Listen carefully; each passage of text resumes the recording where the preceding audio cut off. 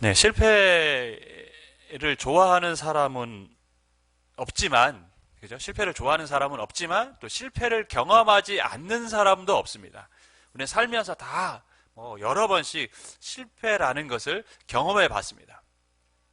실패라는 것을 경험하면 여러분 어떻습니까? 저도 그런 경험이 있죠.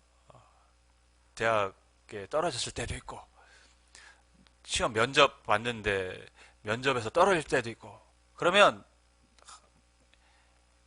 하늘이 좀 무너지는 것 같습니다. 가슴이 뻑뻑하고 답답하고 걱정만 되고, 아 이거 어떻게 해야 되나, 한숨만 나오고, 그런 게 실패의 경험 아니겠습니까? 실패라는 것은 굉장히 고통스러운 것이죠. 하지만 실패보다 더 무서운 것은 실패를 통해서 아무것도 얻지 못하는 것이라는 말이 있습니다. 실패를 통해서 아무것도 얻지 못하는 것, 그것이 실패보다 더 무섭다는 것이죠. 이스라엘 백성들이 아이성 전투에서 패배했습니다. 실패를 경험을 한 것입니다. 36명의 군인이 죽고 이스라엘 모든 사람들이 마음이 녹아버렸습니다. 겁에 질리고 전쟁을 해야 되는 상황에서 두려움에 휩싸였습니다. 하지만 실패가 실패로 끝나지는 않았습니다. 그들에게는 얻는 것이 있었습니다. 그 실패를 통해서. 그래서 아이성과의 2차 전쟁에는 승리를 경험하게 됩니다. 실패를 승리로 바꾼 원인, 1차 전쟁과 2차 전쟁에는 어떤 차이점이 있었을까요? 오늘 말씀을 통해서 살펴보겠습니다.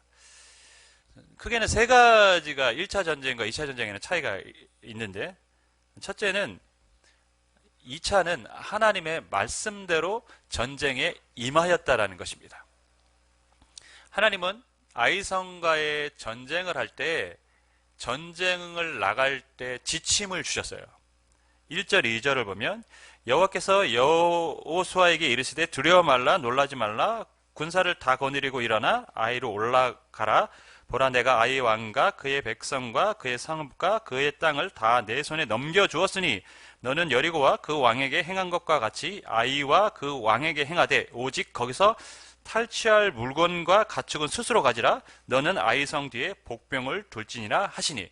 자, 여러분 이 본문을 읽으면서 1차 전쟁과 2차 전쟁에 하나님께서 지침을 주셨는데 다른 점이 무엇인지 발견하실 수 있으십니까? 다른 점이, 첫 번째, 군사를 다 거느리고 올라가라고 하셨습니다. 아이성 전쟁에는 몇 명만 갔습니까? 3,000명만 데리고 갔습니다. 이번에는 하나님이 다 데리고 가라고 하셨습니다. 그리고 여리고에서 얻은 탈취물들은 하나님께 바치라고 했는데, 온전히 바치라고 했는데, 오늘 보면 아이성에서는 거기서 탈취한 물건과 가축은 스스로 어떻게 하라고요? 가지라고 하셨습니다. 이것을 보면 참 아간이라는 사람이 어리석었다는 것을 우리가 알 수 있습니다. 여리고에서 하나님께 온전히 바치라고 했다는 것은 무슨 의미가 있다고 말씀드렸습니까? 이 가나안 땅은 하나님의 것이라는 의미가 담겨져 있습니다. 내 것이다. 그런데 하나님은 그 다음부터 어떻게 하십니까? 나머지는 너희들이 가지라는 것입니다. 하지만 잊지 말라는 것이죠. 이 땅은 내 것이다라는 것입니다. 한 번만 참았다면 그런 비참한 죽음을 아간의 가족은 맞이하지 않았을 것입니다. 그 다음에 세 번째, 아이성 뒤에 뭘 두라고요? 복병을 두라고 했습니다. 그러니까 이전에 전쟁에 올라갈 때는 하나님의 말씀대로 전쟁한 것이 아니라 자신들 생각대로 전쟁을 했어요. 3,000명만 가도 되겠다. 작전이고 뭐고 필요 없습니다. 그냥 대충 가서 싸워도 우리가 충분히 이길 수 있다. 이러한 마음으로 전쟁에 임했습니다. 하지만 2차 전쟁에는 어떻게 임하고 있습니까? 하나님이 말씀하신 그대로 전쟁에 지금 참여하고 있습니다. 1차 전쟁에서 실패했지만 2차 전쟁에서 실패한 이유는 무엇입니까? 하나님의 말씀을 따랐기 때문입니다.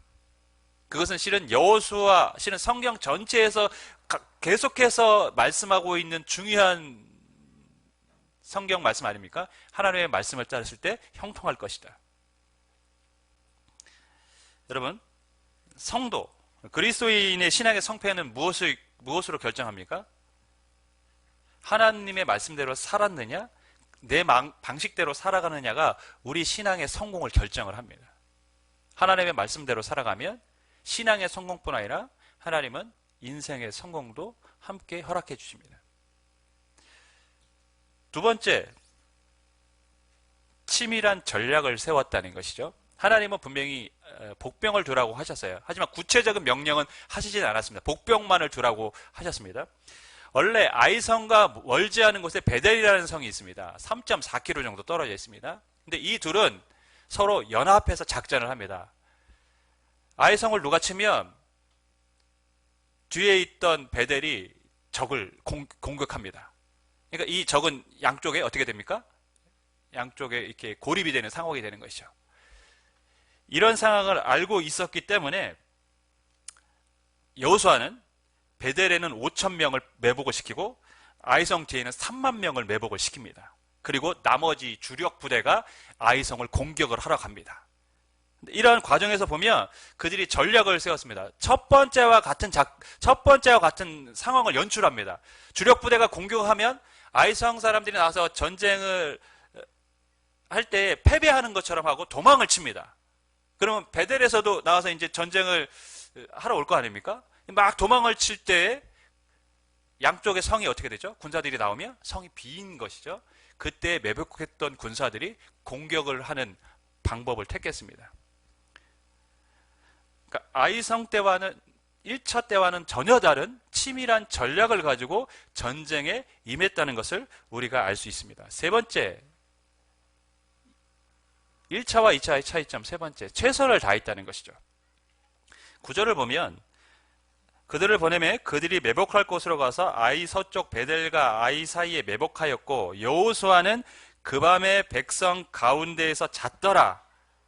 여호수아가 아침에 일찍이 일어나 백성을 점화하고 이스라엘 장로들과 더불어 백성 앞에서 아이로 올라가매. 여러분, 여호수아가 1차 때는 전쟁에 참여하지 않았습니다. 근데 2차 때는 어떡합니까? 매복한 군사들과 함께 가서 잠을 잡니다. 그리고 상황을 다 살핀 다음에 그 다음에 주력 부대에 또 와서 그들을 이끌고 아이성으로 진격을 합니다. 그러니까 지금 전쟁의 모든 과정을 누가 진두지휘하고 있습니까? 여호수아가 진두지휘하고 있어요. 매복한 군사들과도 잠을 자면 그럴 필요도 없죠. 작전 사령관이 굳이 매복한 군사들만 보내도 되고 자신은 본진에 남아서 본진이 공격할 때 지도해도 되지만 이끌어도 되지만 여호수아는 그렇게 하지 않았다는 것이죠. 하나하나 세밀하게 그 복병들에게 무엇을 해야 되는지 어떻게 해야 되는지 알려주고 다시 돌아와서 작전을 진행하고 있음을 우리가 보고 있습니다. 1차 전과는 너무 다른 모습으로 여호수아가 전쟁에 임하고 있습니다. 최선을 다하고 있는 것이죠. 이것이 전쟁 승리의 비결 아니겠습니까? 야구 선수로서도 그리고 인류학자로도 사업가로도 활동했던 로버트 리플리라는 사람이 있습니다. 이 사람이 이런 말을 했습니다. 당신이 만약 쇳덩이 하나를 있는 그대로 그냥 팔면 5,000원 정도 받을 수 있을 것이다. 만약 그 쇳덩이를 가지고 말 발굽을 만들어 판다면 1만 원까지 가치를 높여 팔 수 있다. 그런데 말 발굽 대신 바늘을 만들어 팔면 500만 원을 받을 수 있고 시계의 부속품인 스프링을 만들어 판다면 5억까지의 값어치를 높일 수 있다. 이런 말을 했습니다. 똑같은 재료를 가지고 있지만 어떤 노력을 기울이느냐에 따라서 그 가치가 달라질 수 있다라고 말한 것이죠. 호랑이는 토끼를 잡을 때도 뭘 한다고 합니까? 최선을 다한다고 했습니다. 1년, 12달, 365일, 8,760시간입니다. 이 시간은 부자나 지식인이나 권력자에게만 주어진 시간이 아닙니다. 모두에게 똑같이 주어진 시간입니다. 이 시간을 최선을 다해서 살아가는 사람만이 인생의 승리자가 되는 것입니다. 이 시간들을 허비하는 사람들은 결코 이 땅에서 승리하는 삶을 살 수가 없습니다. 하나님은 우리에게 다 똑같은 시간을 주셨습니다. 여호수아는 1차 전쟁에서 패배를 경험한 뒤 치밀한 작전을 세우고 최선을 다해서 전쟁에 임하고 있습니다. 하나님이 그렇게 또한 말씀하셨기 때문입니다. 하나님의 말씀대로 우리가 살아야 승리합니다. 또한 주어진 우리의 삶에 최선을 다할 때 우리는 하나님 주시는 또한 승리를 같이 경험하게 됩니다. 그러면 이 아이성 전투가 우리에게 주는 교훈은 무엇일까요? 실은 가나안 땅의 전쟁은 군사적인 전쟁이 아니라는 것입니다. 영적인 전쟁이라는 것이죠. 러시아가 우크라이나를 지금 침공했습니다. 군사력의 차이가 압도적이기 때문에 수도 키예프가 금방 점령될 것이라고 다들 예측을 합니다. 지금 아직까지 점령되지 않은 것으로 알고 있지만 세상의 기준 판단으로는요, 군사력이 강하면 전쟁에서 승리합니다. 그게 세상에 살아가는 사람들의 상식이죠. 우리도 마찬가지입니다. 우리가 이 땅에서 승리하는 삶을 살기 위해서는 더 많은 군사력을 가져야 된다고 생각하죠. 우리가 가져야 될 군사력, 재물이 될 수도 있고, 학력이 될 수도 있고, 또 권력이 될 수도 있고, 사람들은 그래야 이 땅에서 뭔가 승리하고 성공적인 인생을 살 수 있다고 생각합니다. 그러나 성도의 삶은 다릅니다. 하나님의 말씀에 순종할 때 우리는 이 땅에서 승리합니다. 아이성 전투가 보여줬던 것, 가르쳐주는 것은 바로 이것입니다. 인간의 방식대로 전투력만으로 너희가 승리하는 것이 아니라는 것이죠. 하나님의 말씀대로 살아가는 것이 승리하는 것이고 순종하는 것이 승리라는 것을 아이성 전투는 가르쳐주고 있습니다. 여러분, 이 땅에서 승리하는 삶을 살길 원하십니까? 하나님의 말씀에 순종하시길 바랍니다. 그것이 승리입니다. 에발산과 이제 그림심산에 올라가죠. 아이성 전투가 끝나고 난 다음에. 그리고 에발산과 그림심산에 올라가서 여호수아가 특별한 의식을 갖습니다. 그게 뭐냐면 에발산과 그림심산에 올라가서 에발산에서는 저주, 그리고 그림심산에는 뭘 선포합니까? 축복을 선포합니다. 네. 왜 그럼 이런 에발산에서 전쟁이 끝난 다음에 축복과 저주를 선포했을까? 첫 번째는 이제 모세가 명령했기 때문에 한 것입니다. 모세가 가나안에 들어오기 전에 이미 너희가 가나안 땅에 들어가면 에발산과 그림심산에 올라가서 6지파씩 나눠가지고 에발산에서는 저주를, 그림심산에서는 축복을 선포하라고 했기 때문에 지금 여호수아는 모세의 말대로 지금 에발산에서는 저주를, 그림산에서는 축복을 선포하는 의식을 행하고 있습니다. 그런데 말이죠, 여기서 궁금한 게 하나 생기죠. 뭐냐? 지금은 전쟁이 끝난 상황이 아니라 가나안 전쟁의 지금 초입, 즉 여리고와 아이, 베델만을 정복한 상황입니다. 아직 훨씬 많은 성읍들이 남아있고 나라들과 싸워야 되는 상황입니다. 전쟁이 끝난 게 아닌 상황인데 굳이 그 상황에 축복과 저주의 메시지를 선포할 이유는 무엇이었을까요? 그렇지 않습니까? 전쟁이 다 끝난 다음에 해도 될 일 같은데 전쟁의 초입, 이 아이를 점령한 뒤에 지금 여호수아는 에발산에서 저주를, 그림산에서 축복을 선포하는 의식을 행하고 있습니다. 왜 그랬냐면 실패의 교훈을 가슴에 새기기 위해서입니다. 마음에 새기기 위해서. 여러분, 이스라엘 백성들이 아이성 전쟁에서 실패를 경험했습니다. 36명이 죽고 아가니 가족이 어떻게 죽었는지 그 비참함을 다 그들이 스스로 보았고 그 현장에 있었습니다. 그러니까 실패에 하나님 말씀에 불순종했을 때 어떠한 일이 일어나는지를 그들은 이미 다 뭐한 것입니까? 경험하고 너무 똑똑히 알고 있고 생생하고 기억을 하고 있는 상황이죠. 모세의 말씀에 하나님의 말씀을 너희가 지키면 복을 받고 하나님의 말씀을 지키지 않으면 너희가 저주를 받을 것이라는 말씀이 기록되어 있습니다. 그것이 신명기 말씀 아닙니까? 근데 그 말씀이 그냥 모세가 우리를 격려하기 위해서 혹은 우리에게 경각심을 주기 위해서 준 말이 아니라 그 말씀은 우리에게 실제하는 말씀이라는 것을 그들은 뭐 한 것입니까? 경험을 한 것입니다. 하나님의 말씀을 떠나면 저주가 우리 가운데, 율법에 기록된 저주가 우리에게 임한다는 것을 그들은 뭐 한 것입니까? 경험을 한 거예요. 그렇기 때문에 여호수아는 에발산으로 간 것이죠.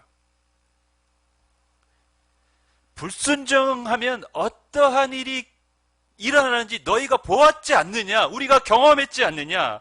우리는 이것을 잊지 말아야 한다. 우리는 이것을 마음에 새겨야 한다. 그래서 그림수산에는 말씀을 지킬 때 축복의 메시지가 나갈 때 이스라엘 백성들은 아멘 하는 것이고, 에발산에서 저주의 메시지를 선포할 때에도 너희가 말씀을 지키지 않을 때는 하나님의 저주가 임할 것이다 할 때도 그들은 아멘 아멘 하라고 성경에 기록되어 있습니다. 신명기를 보면 그들은 그렇게 했던 것입니다. 그 의미는 무엇이죠? 우리가 불순종했을 때 하나님의 저주가 임한다는 그 말씀이 그대로 이루어진다는 것을 우리가 잊지 않겠습니다. 다시 말해서 우리가 이제는 순종하며 살겠습니다. 결단하는 것이었죠. 여러분, 그래서 본문을 보면 30절을 보면 이런 말씀이 있습니다. 그때 여호수아가 이스라엘의 하나님 여호와를 위하여 에발산에 한 제단을 쌓았으니 라고 기록을 합니다. 제단을 어느 산에 쌓았습니까? 에발산에 쌓았습니다. 여러분 한번 생각을 해보시세요. 에발산에 제단을 쌓았습니다. 에발산은 어떤 메시지가 선포됩니까? 저주의 메시지가 선포됩니다. 그림수산은 축복의 메시지가 선포됩니다. 여러분이라면 어떤 곳에는 축복의 메시지를 선포합니다. 어떤 곳에서는 저주의 메시지가 선포됩니다. 어느 곳에 가서 헌금하시겠습니까? 어느 곳에 헌금하고 싶은 마음이 생기십니까? 여러분 같으면 당연히 축복의 메시지가 있는 곳에 헌금을 하고 싶겠죠. 그리고 그대로 이루어지길 바라는 마음으로 드리고 싶어도 더 드리겠죠. 그게 인간의 마음 아닙니까? 왔는데 거기가 저주하는 곳이에요. 아, 그럼 헌금을 내려다가도 안 내고, 아니면 괜히 왔다 생각하고, 이런 마음이 들지 않겠습니까? 좋은 일이 있으면 감사헌금 합니다. 우리는, 그죠? 좋은 일 있으면 우리 감사헌금 합니다. 근데 나쁜 일이 있다고 감사헌금 하지는 않습니다.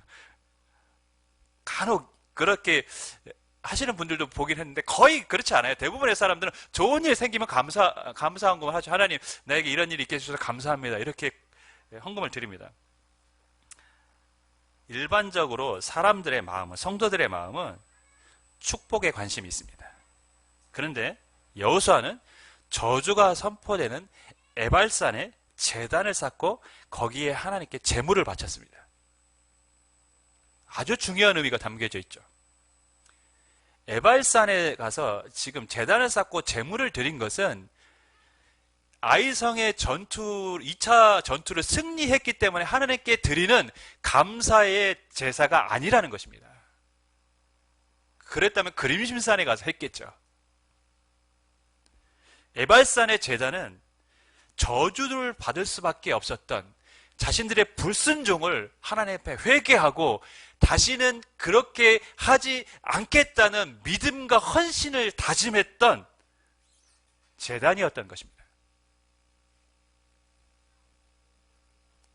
여러분, 이스라엘 백성들이 아이성에서 패배한 이후에 가나안 땅을 이제 정복하고 땅을 분배할 때까지 여호수아서에 기록된 것은 단 한 번의 실패도 없습니다. 아이성 패배 이후에. 왜냐하면 실패가 주는 교훈을 그들 마음에 새기고 살아갔기 때문입니다. 근데 우리가 안타깝게도 그 시대가 떠나고 난 다음에 어떻게 됩니까? 그 실패가 주는 교훈을 잊고 살아간 사람들은 결국 가나안 땅에서 실패를 합니다.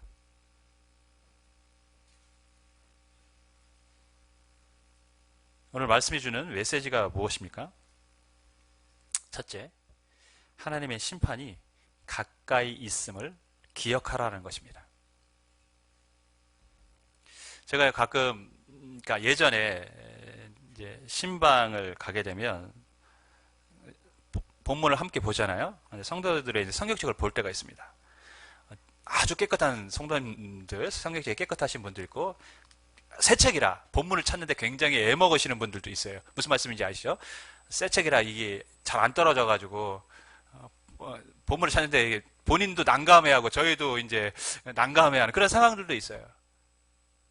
어떤 분은 그래도 성경을 읽으신 분들은 자신이 이제 읽고 은혜 받은 구절에 뭐 합니까? 뭐 형광펜 이런 거를 밑줄을 그어놓으신 분들도 있어요. 그런 거 보게 됩니다. 그런데요, 제가 그 밑줄 친 부분을 보면 대부분 어떤 말씀이냐면 은혜의 말씀 혹은 축복의 말씀이에요. 내가 너를 지키지라 두려워하지 마라 놀라지 마라 내가 너와 함께함이라 그가 너로 인하여 기쁨을 이기지 못하리라 이런 구절에 이제 줄을 긋습니다. 불순종하면 하나님 율례와 규례와 율법과 명령을 지키지 않으면 네가 저주를 받게 될 것이다. 이런 말씀에 줄을 긋는 사람은 제가 본 적이 없습니다. 다 복에 관한 말씀들을 좋아하고 그렇게 되기를 바랍니다. 그런데 여러분 우리가 상당히 간과하는 것이 바로 이 부분이죠. 신명기에는 축복과 저주의 말씀이 기록되어 있는데 축복의 말씀보다 저주의 말씀이 4배나 많이 기록되어 있습니다. 그런데도 사람들은 축복의 말씀에 더 귀를 기울입니다. 저주의 말씀이 4배나 많은데 성경에 기록되어 있음에도 불구하고 우리는 이 저주의 말씀을 어떻게 생각하냐면 나와는 상관없다. 혹은 실제로 역사하는 말씀이라기보다는 하나님이 우리에게 경각심을 주기 위한 말씀 정도로만 생각을 한다는 것이죠. 근데 제가 살면서 조금 재미있는 현상을 하나 발견했는데 예수님을 믿는 사람들보다 이 저주에 관심 있는 사람들이 있어요. 누구냐면 미신을 믿는 사람들입니다. 미신, 우상 숭배하는 사람들은 저주에 관심이 많아요. 여러분 왜 점 보러 갑니까? 왜 사주 보러 가고? 왜 신령한 도사 찾아갑니까? 왜 신령한 선녀님 찾아갑니까? 자기에게 올 화를 면하기 위해서. 대부분 그거예요. 당신에게 화가 임할 것이다. 이렇게 얘기하면 그 화를 어떻게 면할 수 있냐 이렇게 사람들이 두려워하고 그 화를 면하기 위해서 어떤 방법을 제시하면 그것을 위해서 큰 돈을 막 들여요. 그러니까 성경에 저주에 관한 말씀이 기록되어 있는데 예수 믿는 사람들은 저주에 대해서 별 관심이 없어요. 근데 세상 사람들은 오히려 저주에 대해 관심이 많은 사람들 있고 그것 때문에 막 큰 돈을 들이는 사람들도 있어요. 굉장히 웃기지 않습니까? 성경에 기록되어 있는데 예수 믿는 사람들이 오히려 저주에 관심이 없어요. 한국교회의 문제점이 여기에서 출발을 합니다. 은혜와 복 이런 메시지만이 선포가 되는 것이죠. 말씀대로 살지 않았을 때 우리에게 이 말 하나님의 율법에 기록된 저주, 심판이 있을 거라는 것에 대해서는 외면을 해버립니다. 아닐 거라고 생각을 합니다. 변질되고 왜곡되고 잘못된 길로 가고 있음에도 불구하고 심판의 메시지를 전하기보다는 하나님은 다 용서해 주시는 분이야. 하나님 다 나를 이해해 주셔. 나를 다 받아주셔. 이렇게 메시지가 들어갑니다. 위로를 받죠. 그런데 그러다 보니까 하나님을 두려워하지 않습니다. 하나님을 경외하지 않습니다. 하나님을 두려워하지 않고 경외하지 않는 모습의 결과가 무엇입니까? 교회가 세속화되는 길로 가는 것이죠. 목회자가 세속화되는 길로 가는 것입니다. 하나님을 두려워하지 않습니다.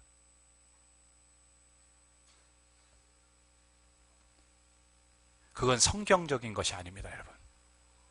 성경은 저주가 우리에게 멀지 않다고 말씀하고 있습니다. 하나님의 심판이 멀리 있지 않습니다. 우리 가까이 있습니다. 그래서 우리가 하나님을 두려워하고 경외해야 하는 것이죠. 두 번째 오늘 말씀해 주는 교훈은 은혜 받은 자처럼 살아야 한다는 것입니다. 성막의 번제단은 우리가 아는 것처럼 조각목에 노수를 입혀서 일정한 규격으로 만든 정확한 규격으로 만든 노제단입니다. 그런데 에발산에 쌓은 제단은 성막에 있는 번제단과는 전혀 다릅니다.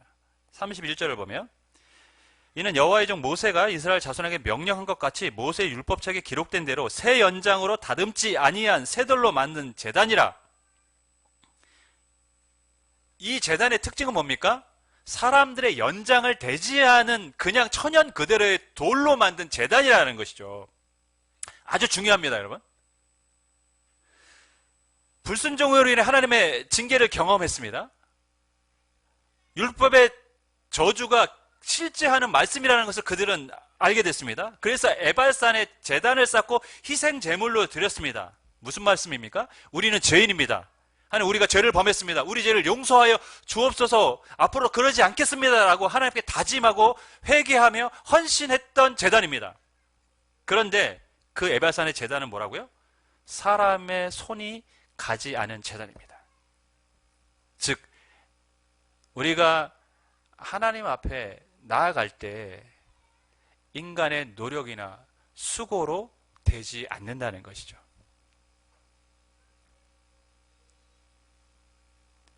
구원이 오직 하나님의 은혜로만 되어짐을 가르쳐주고 있는 것입니다.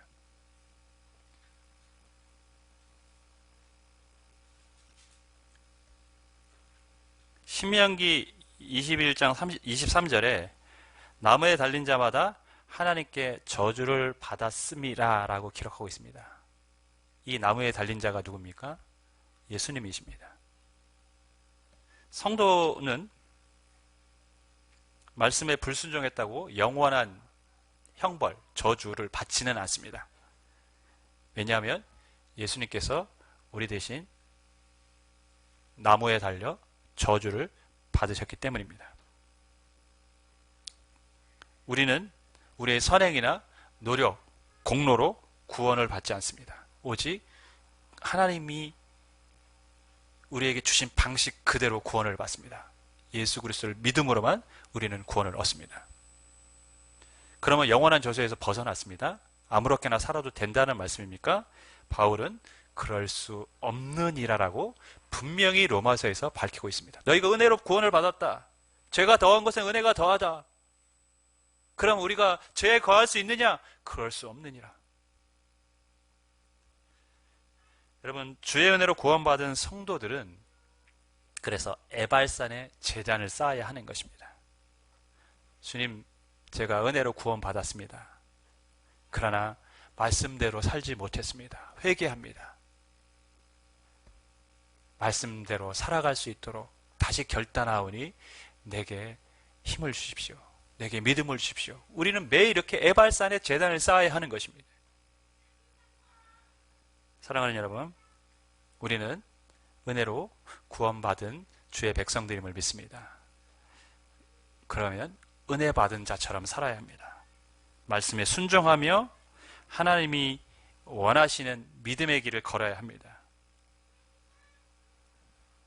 하지만 우리는 연약하죠. 그래서 매일 에발산에 제단을 쌓았던 이스라엘 백성들처럼 우리의 연약함을 고백하고 회개하고 기도하며 결단하며 주께 나아갈 때 하나님이 주시는 이 땅의 복과 형통과 은혜를 누리게 될 줄 믿습니다. 그렇게 되기를 주님의 이름으로 간절히 축원하겠습니다.